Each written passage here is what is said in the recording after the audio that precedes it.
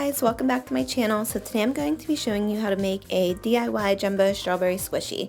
And a word of advice is do not squish it until it's fully dry.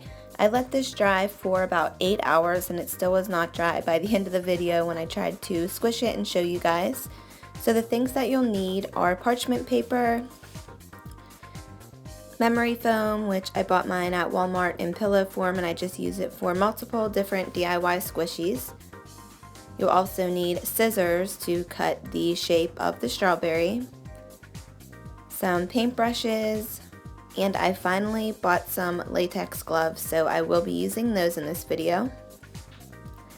And toothpicks are optional. You can use them if you'd like. Sometimes they're easier and sometimes I feel they're not. You'll also need puffy paint in the colors red, pink. Pink is actually optional depending on the color of the strawberry that you want, green, and I had to mix the yellow and purple paint to make brown. So you'll have to start by cutting the shape of the memory foam into a strawberry.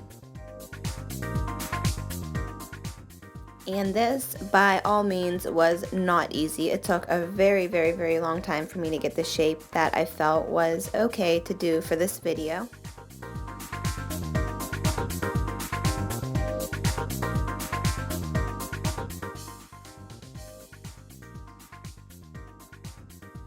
So like I said before, I had to mix the yellow puffy paint and the purple puffy paint to make brown puffy paint because I did not have any brown left.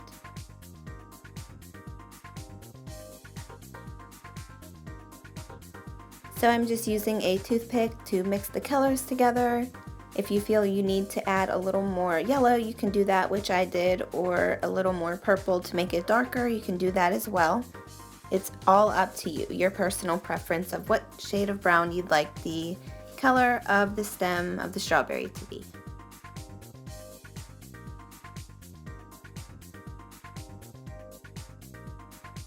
And of course there is baby Bernie. He just loves being in my videos and he's just so interested in all of my DIYs.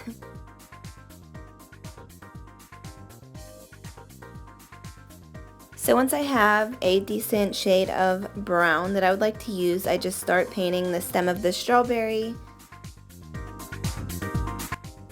I guess it could have been a little darker, but I actually like the lighter shade of brown that I used. So next I'm just going to use the red puffy paint that I had and start painting the strawberry. I started off with the paintbrushes and then I kind of used the latex gloves to work the color in a little more. So then I just went ahead and used the tip of the green puffy paint to draw on the leaves for the strawberry. This was actually very hard for me to do for some reason. I think I did okay, but the second leaf is kind of the one I messed up on. More toward the end where I used the other color green to like outline these leaves. It kind of fixes it a little bit, but this leaf right here was just a total mess, guys. I am not perfect, so my DIYs will not be completely perfect. So right here I'm just filling in the leaves with the green puffy paint, and then I will use the red puffy paint to go ahead and fill in the top of the strawberry around the leaves.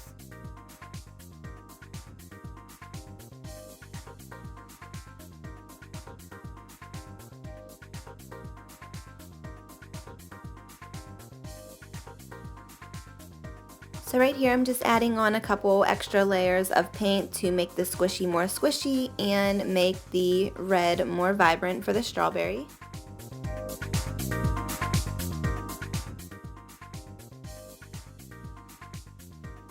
So this is what it looks like when I'm finished painting it red, and then I'm going to use some yellow puffy paint to paint on the seeds, which I started out using a toothpick and then by the end I was just using the tip of the puffy paint to go back over the seeds and make them look a little better. I don't know what it is, but I just feel that using the tip of the paint works a lot better than toothpicks, and I do see a lot of people using toothpicks. I don't know how they do it. I just feel that what works best for me is the tip of the puffy paint bottle.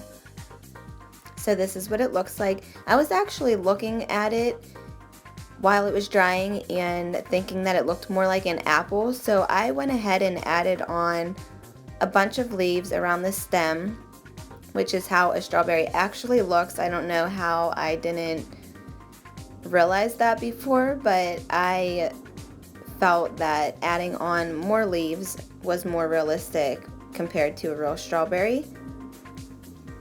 And like I said, I am not perfect, so the leaves of the strawberry do not look perfect. So after this part, I just went ahead and used like a more neon color green and outlined these leaves so it could make them look a little more defined. And this is when it was very wet, so it doesn't look the best, but you'll see at the end it looks a little better than this.